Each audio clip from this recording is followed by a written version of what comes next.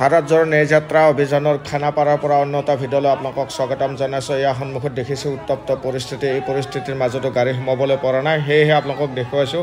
আশা কৰোঁ ভিডিঅ'টো সম্পূৰ্ণ শেষলৈকে চাওক।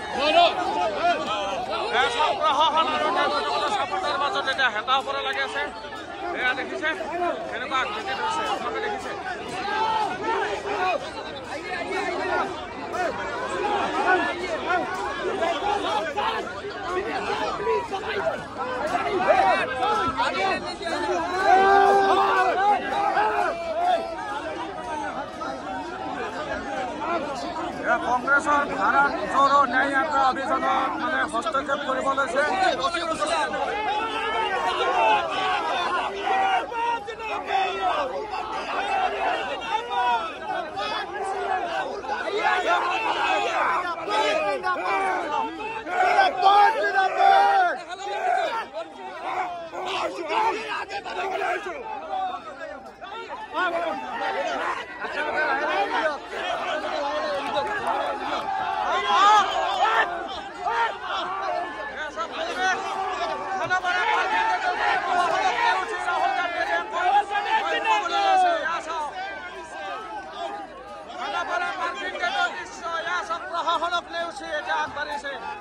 আৰু প্ৰশাসন আৰু পাব্লিকৰ মাজত এতিয়া হতাহত হ'ব যেন লাগিছে। এয়া চাওক IPS বিষয়া এগৰাকীৰ লগত আৰু প্ৰশাসনৰ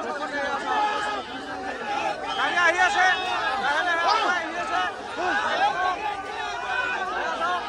অসম পুলিচ বিভাগ কাৰ আণ্ডাৰত বৰ্তমান এগৰাকী নেতা, ৰাষ্ট্ৰীয় নেতা এগৰাকী কিমান অপমান কৰিবলগীয়া হয় কিয় আপোনালোকে নিজে চিন্তা কৰক।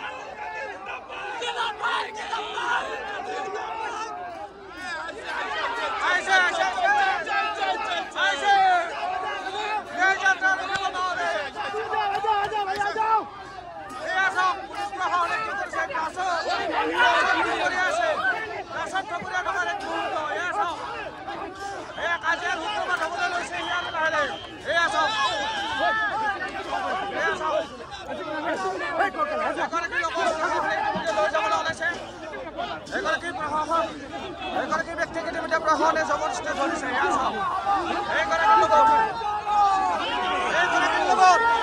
এইগৰাকী ব্যক্তিৰ লগত প্ৰশাসনে কৰি আছে।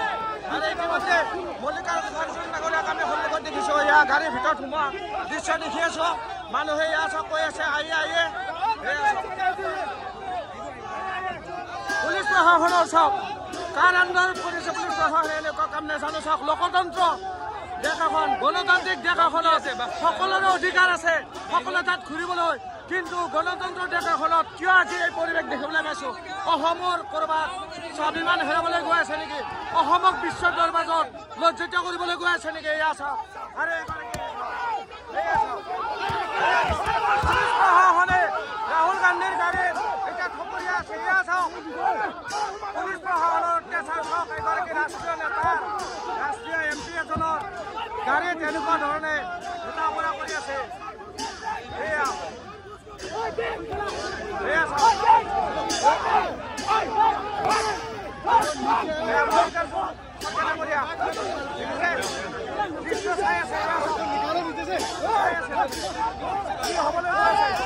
গণতান্ত্ৰিক দেশ এখনত অগণতান্ত্ৰিক কাৰ্য। এয়া চাওক এগৰাকীৰ বিৰোধী দলৰ নেতাক সোমাবলৈ নিদিয়ে।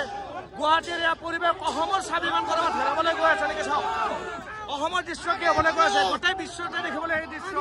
ক'ৰবাত অসমৰ গৰ্বিত লজ্জা নহ'বনে? অসমৰ গৰ্বিত ক'ৰবাত লজ্জিত হ'বলৈ গৈছে নে?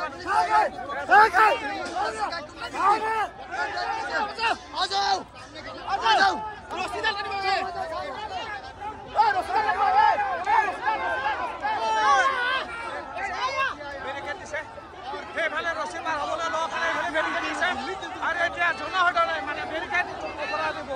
এয়া চাওক জনসাধাৰণে বেৰিকেড উঠাবলৈ লৈছে। এয়া চাওক বেৰিকেড দলিয়াই দিয়াৰ মুহূৰ্ত। এয়া দেখিছে বাঁহৰ বেৰিকেড দিছিলে, জবৰদস্তি ৰাখিব চাইছিলে আৰু সেই বেৰিকেড এতিয়া পাব্লিকে দাঙি উঠাই দিছে। এয়া চাওক খানাপাৰা পাৰ্কিং গেটৰ দৃশ্য জয়নগৰত হ'ব মানে ইয়াৰ কাৰণে দেখি কৰিছে। এয়া দেখিছে আপোনালোকে প্ৰত্যক্ষভাৱে চাওক চকুৰে ছবি কেতিয়াও মিছা কথা নকয়। এয়া চাওক বেৰিকেড কেনেকুৱা উফৰাই দি আছে। ভাৰত জোড়ো ন্যায় যাত্ৰাৰ লোকসকলে এয়া চাওক এই প্ৰশাসনক হাত দিবলৈ মানা কৰিছে। এয়া চাওক এয়া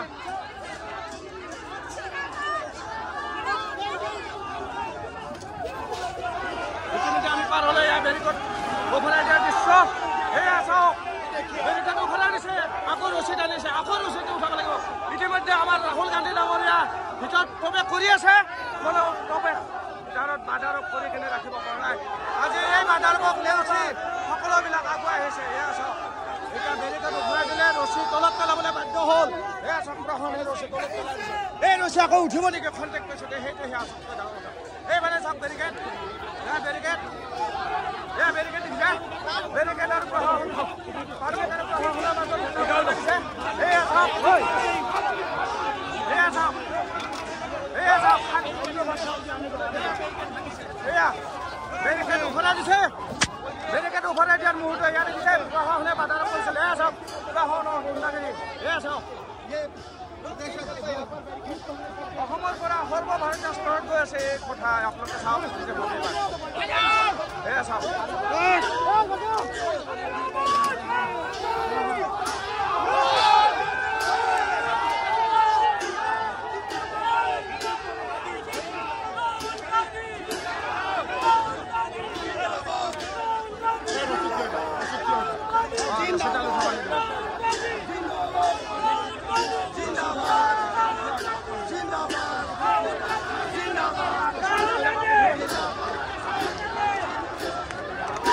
ইতিমধ্যে সোমাবলৈ লৈছে